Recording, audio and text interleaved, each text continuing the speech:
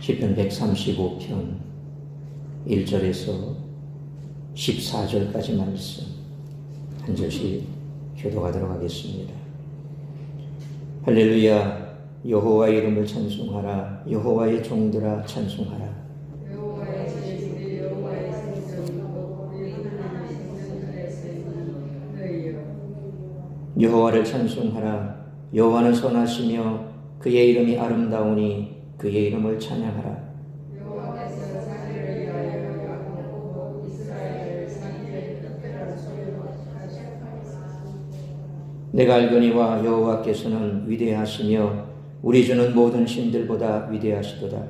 여호와께서 그가 택하신 그들을 천지와 바다와 모든 깊은 데서 나타내셨도다. 안개를 땅끝에서 일으키시며 비를 위하여 번개를 만드시며 바람을 그 곳간에서 내시는도다. 그가 애굽의 성난 자를 사로잡고 짐승까지 씻었도다. 애굽이여 여호와께서 내게 행한 표적과 징조들을 바로와 그의 모든 신하들에게 보내셨도다. 그가 많은 나라를 치시고 강한 하늘을 죽이셨나니 곧 아모리 인의 왕 시혼과 바산 왕 옥과 가나안의 모든 국왕이로다. 그들의 땅을 기업으로 주시되 자기 백성 이스라엘에게 기업으로 주셨도다. 여호와여 주의 이름이 영원하시니이다. 여호와여 주를 기념함이 대대에 이르리이다. 여호와께서 자기 백성을 사랑하시며 그의 종들로 말미암아 위로를 받으시리로다. 아멘. 기도하겠습니다. 걸어가신 하나님 감사합니다. 오늘도 한낮의 뜨거운 열기 속에서 우리의 삶의 도전에서 최선을 다하여 하루 일과를 보내고 육체의 피곤함을 뒤로하고 주님 앞에 예배합니다. 이 시간에도 피곤한 우리의 육신을 씻어 깨끗게 하여 주옵시고 말씀에 집중할 때에 주께서 우리에게 주시는 이 말씀 가슴에 새기고 돌아가는 귀하고 복된 시간 될 수 있도록 은혜 베풀어 주옵소서. 이 모든 말씀 우리 주 예수 그리스도의 이름으로 기도하옵나이다. 아멘.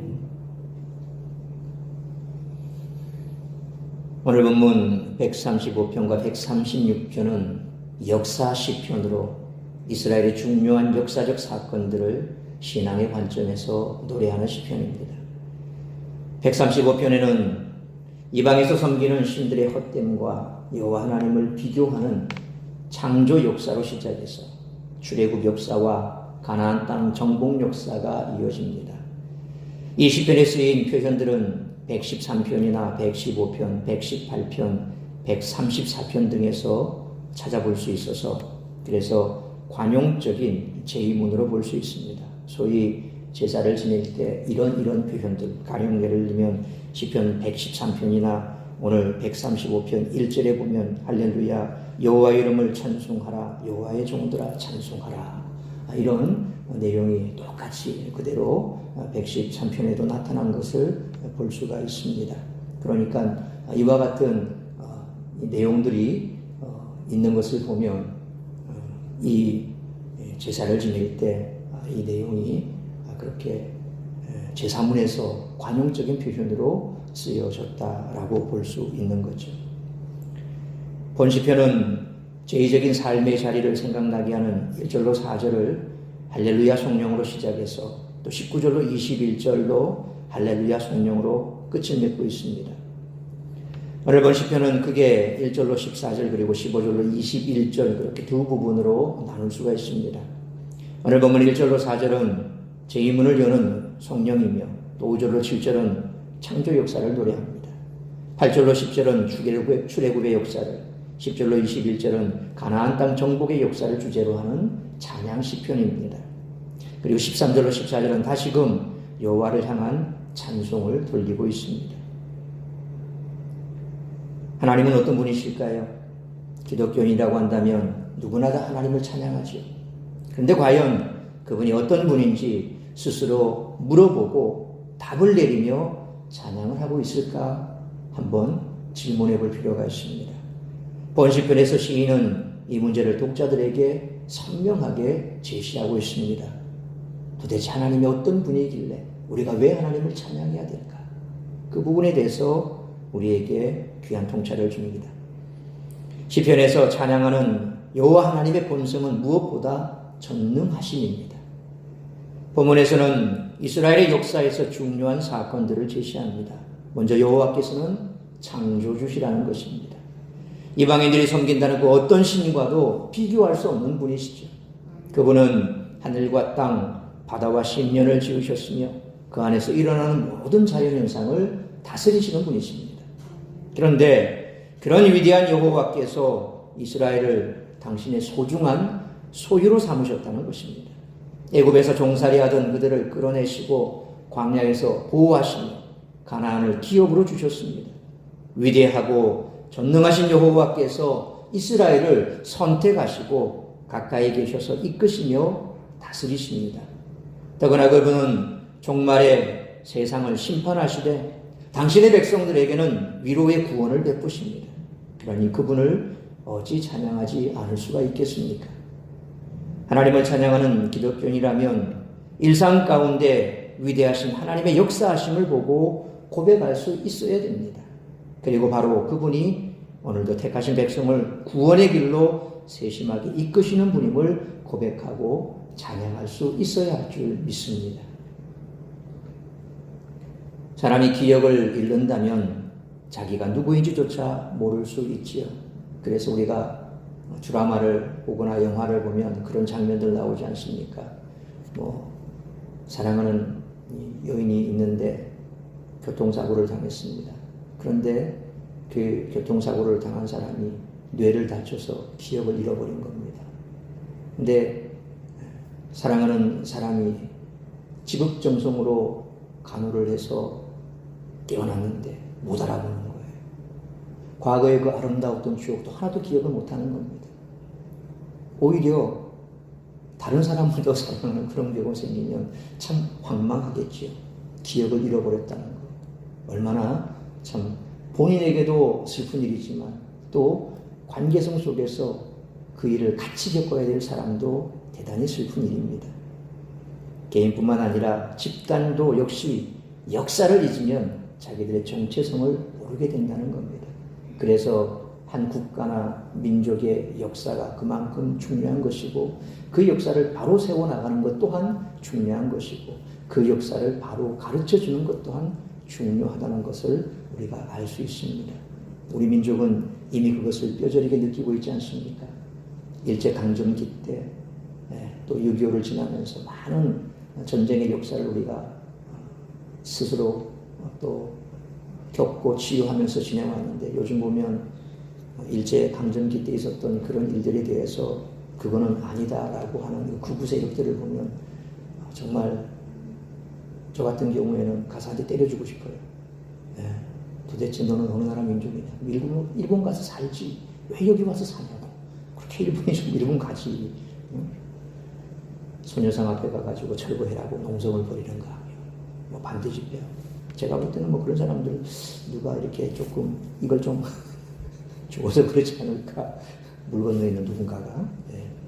아무튼지 간에 한 민족이 역사를 잃어버리면 정말 끝간데 없이 아주 추해지는 겁니다.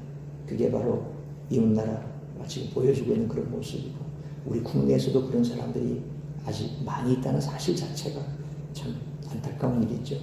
그러나 독일이나 그런 나라들을 보면 그들이 저질렀던 그 만행에 대해서 철저하게 그 사람들은 회개하고 국민들에게 가르치잖아요. 우리 과거의 선조들 이런 일을 했다.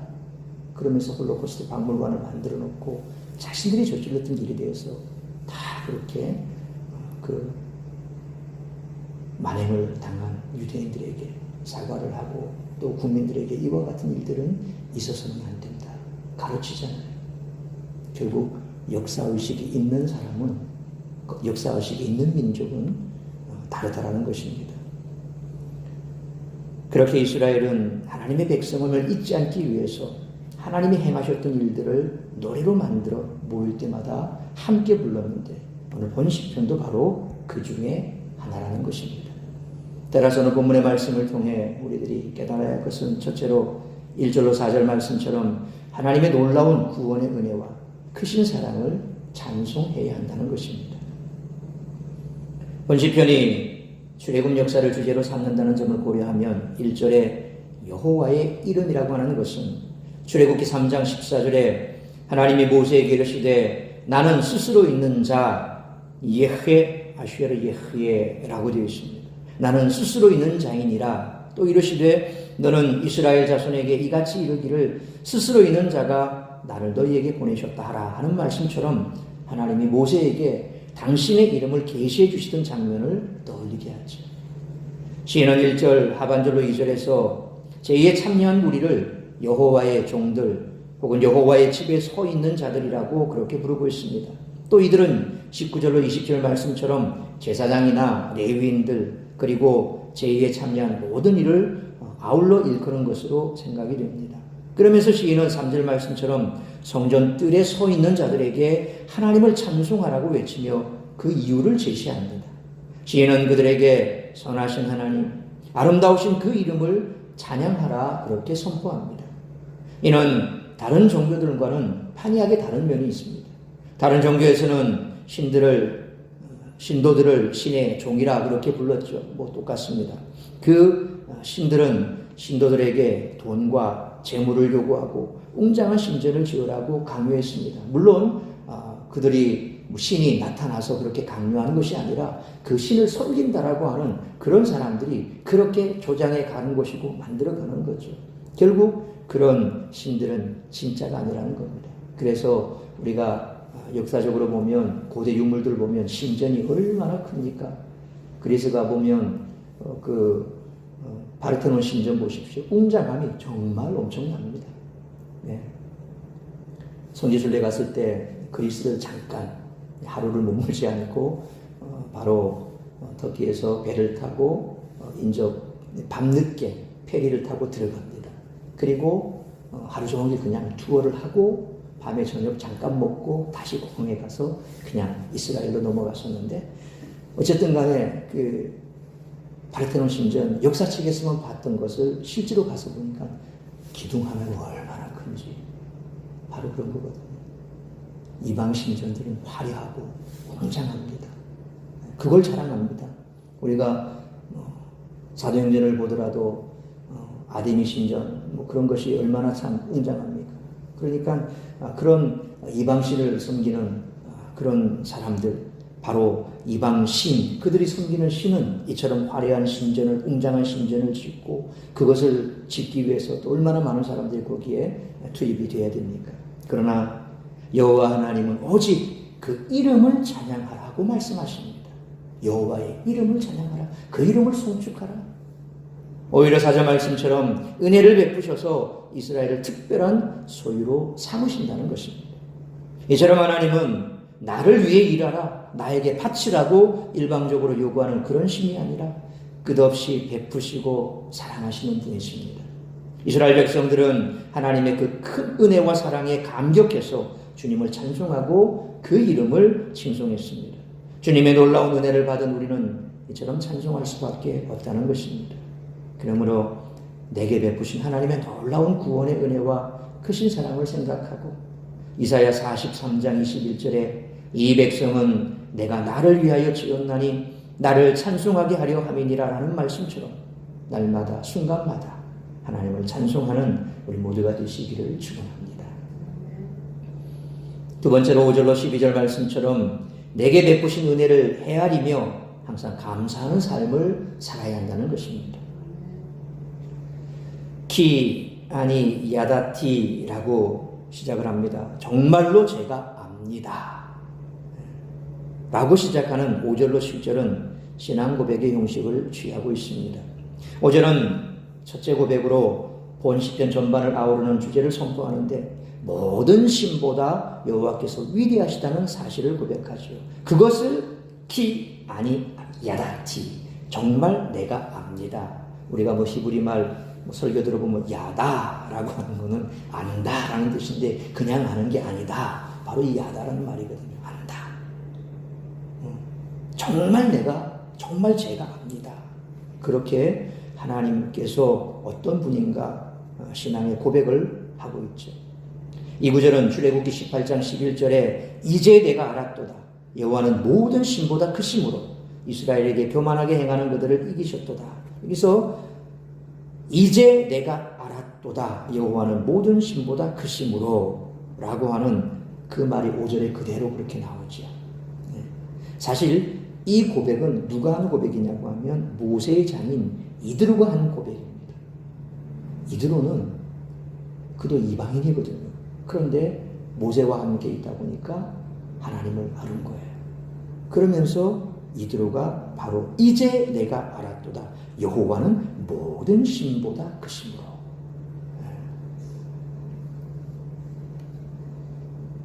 잠깐 옆길로 세면 사우디아라비아에 가면 지금도 이드로의 집터가 있답니다.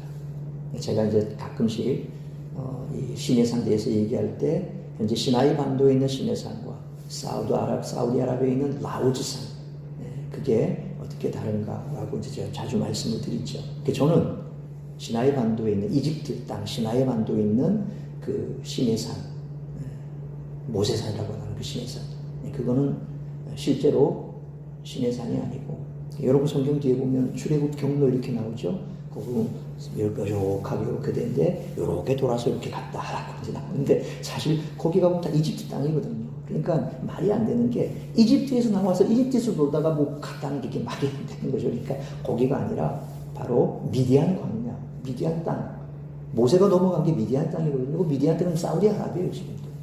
그 땅인데 그쪽에 가면 라오즈산이 있어요. 그 라오즈산이 있는데 이 사우디아라비아에 보면 지금도 이드로라고 하는 사람이 집터가 있어요. 이드로 집터. 아주 지금 완전 뭐 사람 살았나 싶을 정도인데, 근데 지금도 수천 년의 세월이 지났잖아요. 근데 그 이름 그대로 쓰고 있어요. 이드로의 집이라고. 그대로 나오는데 그 이드로가 바로 이런 고백을 했어요.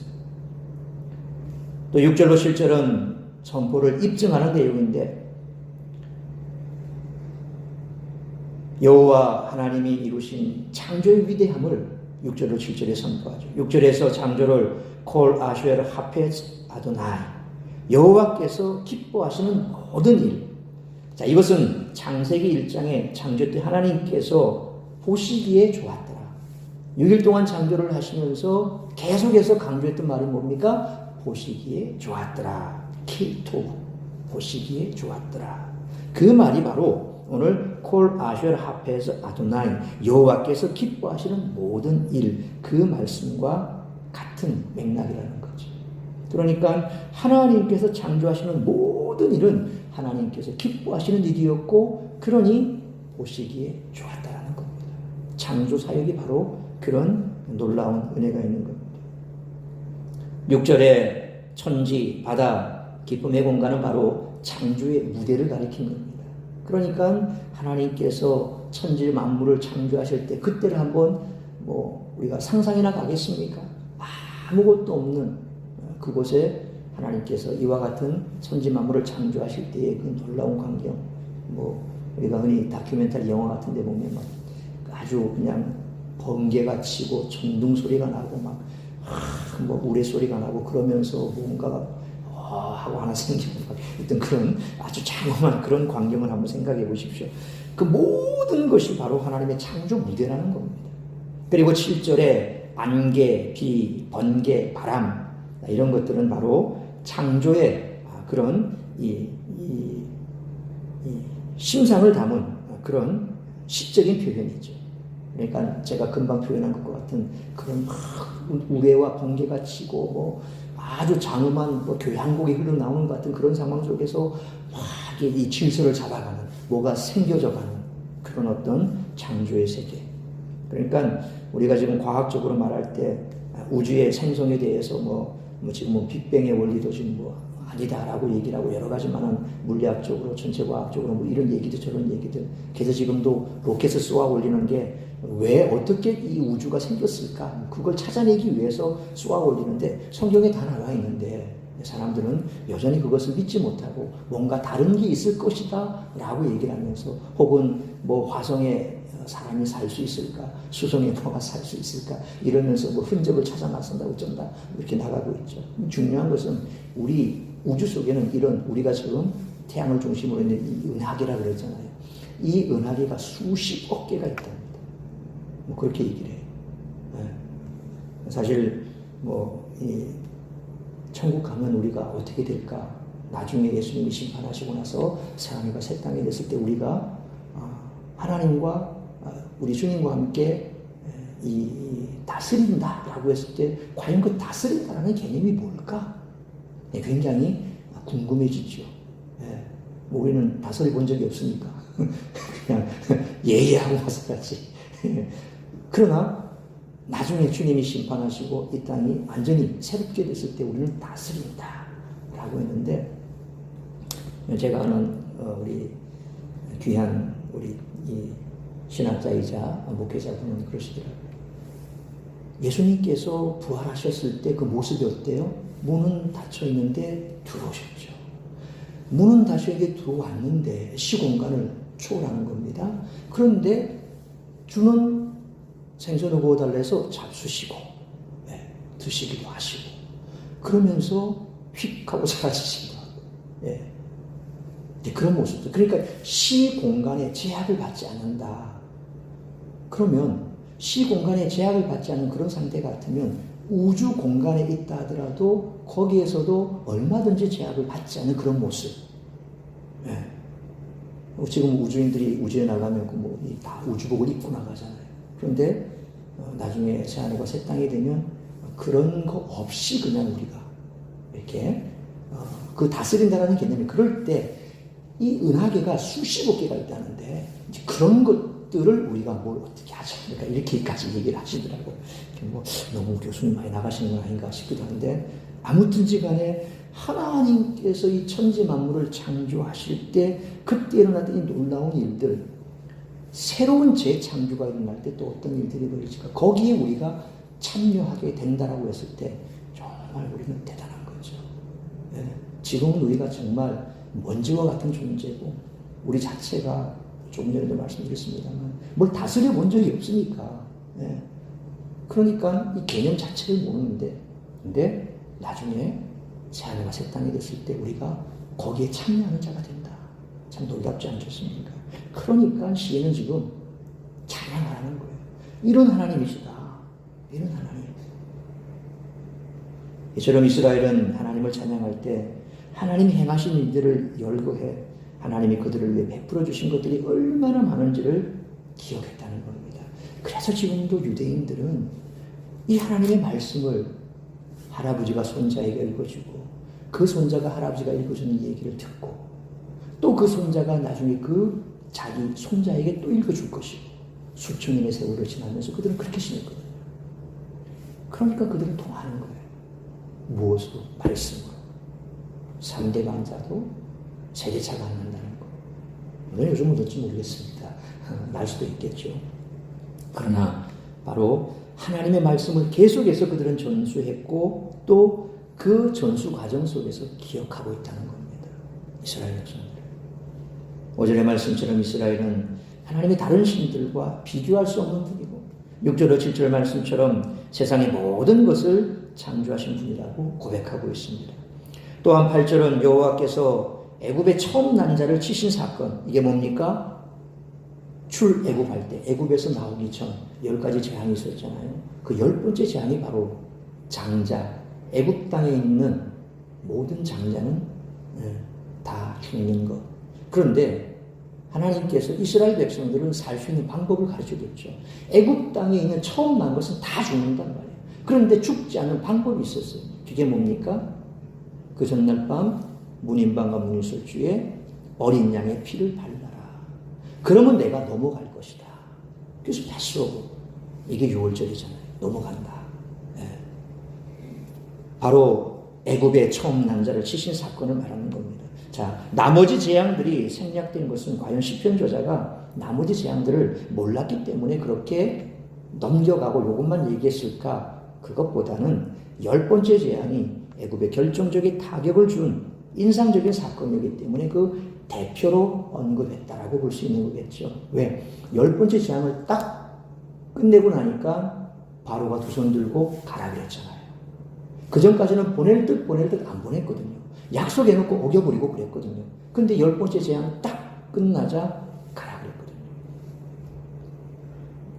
근데 어쩌면 이스라엘의 백성들은 첫 번째 재앙, 두 번째 재앙, 세 번째 재앙, 네 번째 재앙 이렇게 해서 재앙이 10가지였다. 재앙의 숫자는 사실상 그들에게 그렇게 중요한 게 아니었다라는 거겠죠. 왜? 듣도 보도 못한 사건을 계속해서 겪는데 이게 첫 번째, 두 번째, 세 번째 순서가 뭐가 중요할 것이고 또 이게 10개다라고 하는 게 뭐가 중요할까요? 여러분 생각해 보세요. 보지도 듣지도 못한 놀라운 일들을 지금 막 내가 겪고 있어요. 그러면 그걸 내가 이게 하나다, 두 개다, 세 개다 이렇게 셀 수 있겠습니까? 정신이 나가버리는데. 정신이 나가버리는데.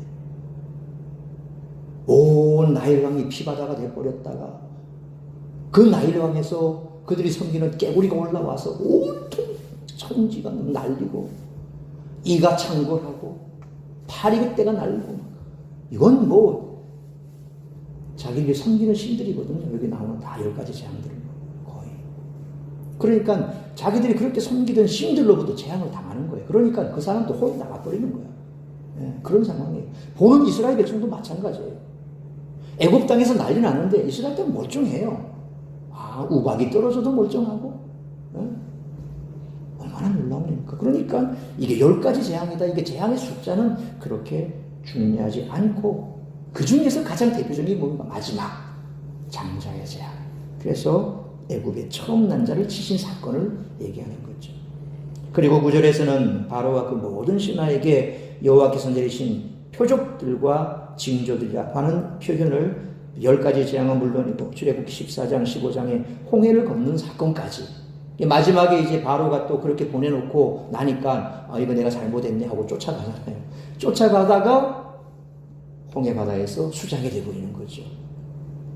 그와 같은 사건들. 그래서 바로 이것을 표적과 징조들이라 라고 그렇게 얘기를 합니다. 이 표현의 구체적인 사건들이 이제 이어지는 시편 136편에 나타나고 있습니다. 나중에 다음 시간에 다음 시간이겠죠. 다음 시간에 이제 136편을 살펴볼 때 바로 이와 같은 표적과 징조들 그것을 이제 136편에서 볼 수가 있습니다. 그러니까 오늘 본문에 나오는 표적과 징조들은 시편 136편에 나타날 것에 대한 문학적으로 보면 복선 역할이다. 그러니까 미리 앞으로 벌어질 일에 대해서 살짝 이렇게 보여주는 것. 그것을 문학적으로 복선이다. 우리 뒤에 국어 스님 계십니다만 복선이다 라고 그렇게 얘기를 맞죠? 그렇게 얘기합니다. 오늘 바로 135편에 나오는 이 표적과 징조들은 뒤에 있을 일에 대한 복선이죠. 이처럼 8절로 9절 말씀은 민족의 시작 때부터 하나님이 함께 하셨음을 고백하면서 출애굽의 하나님을 높이고 있고 찬송하는 겁니다. 이제 이어지는 10절에서는 가나안 땅을 차지하는 과정에서 있었던 모든 전쟁과 그 승리를 요약하고 있습니다. 그리고 11절에서는 그 대표적인 정복 대상으로 요단 동편의 아모리 왕 시혼과 바산왕 옥을 대표로 들고 있는데 사실 이 두 이름은 가나안 땅 정복 역사에서 참 자주 등장하는 아모리 왕 시혼, 바산왕 옥 이건 여기만 나타나는 것이 아니라 다른 이 성경에도 참 이 가나안 정복 전쟁의 대표적인 그런 이 왕들로 나타나고 있습니다. 또 12절에는 가나안 땅 정복 역사에서 중요한 개념이라고 할 수 있는 나할라라고 하는 기업이라고 하는 이 말이 언급이 되고 있습니다. 이 낱말은 땅뿐만 아니라 하나님이 선택하신 백성, 그래서 우리는 하나님의 기업이다라고 얘기하잖아요. 그건 바로 이 가나안 땅 정복했을 때 하나님께서 그 땅을 그들에게 기업으로 주셨다. 그런 의미와 또 우리가 하나님의 기업이다라고 했을 때 같은 말이라는 거죠. 이것을 오늘 본문 4절에서는 소유라고 하는 그런 의미로 표현하고 있습니다. 이처럼 10절로 12절의 말씀은 하나님이 이스라엘을 들어서 거짓신을 섬기는 나라를 치게 하셨고 아모리 왕 시혼과 바산왕 옥을 비롯해서 가나안 여러 왕들을 멸하시고 그들이 차지했던 땅을 이스라엘에게 주셨음을 찬양하는 찬양 내용이라는 겁니다. 이렇듯 이스라엘은 자기들이 누리는 모든 것이 하나님에게서 나왔을 뿐만 아니라 자기들이 하나님의 백성이 된 것도 모두 하나님의 은혜임을 고백하고 있는 겁니다. 이렇게 하나님이 베풀어 주신 것들을 하나씩 열거해 보기만 해도 우리는 하나님을 찬양할 수밖에 없음을 인정하게 된다는 겁니다. 여러분의 개인의 역사는 어떻습니까? 정말 그래, 하나님께서 내게 베푸신 은혜가 이렇지. 곰곰이 생각해 보면 지금은 힘들고 어려워서 불평불만이 있고 내가 지금 누구보다도 참 비참한 처지에 있는 것 같아도 가만히 돌이켜보면 얼마나 많은 은혜를 우리가 누리고 있었고 누려왔는지를 생각하게 되면 그래, 참 감사해 라고 감사 찬양을 할 수밖에 없다는 겁니다. 그러므로 시인의 고백처럼 내게 베푸신 은혜를 헤아리며 항상 감사하는 삶을 살아가는 우리 모두가 되시기를 축원합니다. 세 번째로 13절로 14절 말씀처럼 하나님은 영원하시고 위대하시며 구원 주시며 심판 주시라는 것입니다. 13절로 14절이 본 시편의 중심이라고 할 수 있습니다. 1절로 4절의 성령과 마찬가지로 여기에서도 전능하신 여호와의 이름과 그와 동의어인 제켈, 기념함, 기억하다, 제켈, 기념함, 그것을 영원함을 기리고 있다는 겁니다. 이것은 앞선 성령 단락에서 명령한 찬송의 실제 내용이라고 할 수 있는 거죠. 14절은 창조주이신 여호와의 성품을 넘어서서 심판주이신 여호와의 성품을 또한 기리고 있습니다. 여기 보면 딘이라고 되어 있는데 심판이라는 뜻입니다. 또 나함이라는 말이 나오는데 이것은 위로하다라는 뜻인데 구원이라는 개념이죠. 이 모든 심판과 구원의 개념을 아울러 포괄적으로 심판주이신 여호와의 역사하심을 노래하고 있습니다. 이처럼 시인은 하나님의 이름이 영원히 기억되고 하나님의 통치와 찬송이 끊어지지 않을 것이라고 노래하고 있습니다. 앞에서 하나님이 과거에 행하신 일들을 노래한 이유는 바로 이에 대한 확신을 더하기 위한 것이죠. 하나님은 당대 최고의 강대국이었던 애굽을 지팡이 하나뿐의 모세를 사용해서 무너뜨리시고 가나안의 수많은 왕이 이스라엘 앞에서 축복낙엽처럼 떨어지게 하신 분이 바로 여호와 하나님이시라는 겁니다. 그 나라와 민족의 신들은 하나님의 능력 앞에 모두 몰락하고 사라져 버렸다는 겁니다. 실제로 역사를 살펴보면 신들의 수명은 그다지 길지 않지요. 어떤 민족이나 열강이 그들의 신을 앞세우고 정복전쟁을 벌입니다. 그런데 그래서 그 신을 기리기 위해서 신상을 세우기도 하죠. 우리가 다니엘서를 봐도 그런 게 나오지 않습니까? 그래서 아주 엄청난 신상을 세웁니다. 지금 이집트 땅에 가보십시오. 피라미드라든지 스핑크스라든지 혹은 또 그들이 그 피라미드 안에 여러 가지 많은 이런 조각품 또 이 그림 이런 것들 보면 다 그들의 신들이 다 나옵니다. 다 그런 신들이 나오는데 그 이집트가 왕조가 있고 그때나 그들이 이제 섬겼던 신이지 지금 그런 신을 섬기지 않잖아요. 누가 지금 태양신을 섬긴다, 죽음의 신을 섬긴다, 이러면서 섬기는 신들이 어디 있습니까? 역사적으로, 고고학적으로 그 당시에 그 신이다. 그리고 그와 관련된 이와 같은 이야기들이 있고 전설들이 있다. 이런 얘기들 하죠. 근데 그냥 그때뿐이라는 거죠. 그 전설에 불과한 겁니다. 그다지 그들의 역사가 길지 않습니다. 이스라엘보다 훨씬 더 큰 나라들이 섬겼던 신들 중에서 지금까지 존재한 신은 없더라는 겁니다. 역사책에나 그 이름이 나오고 그리고 그 신상을 만들어 놓고 그 신상이 바로 저 신이야 라고 말하죠. 에베소에서 바울이 고난을 당할 때 그들이 섬겼던 그 사람들이 바울을 공격할 때 섬겼던 신이 뭡니까? 아데미요 신상. 아데미요 신상. 이게 엄청나게 많은데 이게 여인의 가슴이 아니라 이게 이 소의 낭심입니까? 그거를 이렇게 그러니까 이 당시 그게 힘이고 또 풍요의 상징. 그래서 그거를 이렇게 막 다뤄내거든요. 근데 지금 그 신성미는 사람 없잖아요. 단지 박물관에 가보면 이 아데미 여신상이다라고 그렇게 전시되어 있고 이 여신상은 바로 사도 바울과 같은 그 시대에 그 사람들이 섬겼던 여신이었다. 이 정도죠. 지금 그 신을 섬기는 사람은 없어요. 결국 하나님만이 영원하고 위대하시다는 겁니다. 그러므로 영원하시고 위대하시며 구원 주시며 심판 주신 하나님을 찬양하며 살아가는 우리 모두가 되시기를 축원합니다. 사랑하는 성도 여러분, 사람은 누군가의 이름을 남기려고 동상이나 기념관을 짓지만 하나님은 이스라엘에게 오직 그 율법을 배우고 익히며 가르치라고 하셨습니다. 하나님은 독생자까지 아낌없이 주시면서도 우리에게 그 어떤 것도 요구하지 않으십니다. 이 은혜에 대한 감사가 넘치기에 우리는 목청껏 주님의 이름을 찬송하는 것이죠. 그러므로 주님이 무엇을 베푸셨는지를 헤아려보고 그 은혜를 베푸신 주님께 감사와 찬송과 기도를 드리는 우리 모두가 되시기를 주님의 이름으로 축원합니다.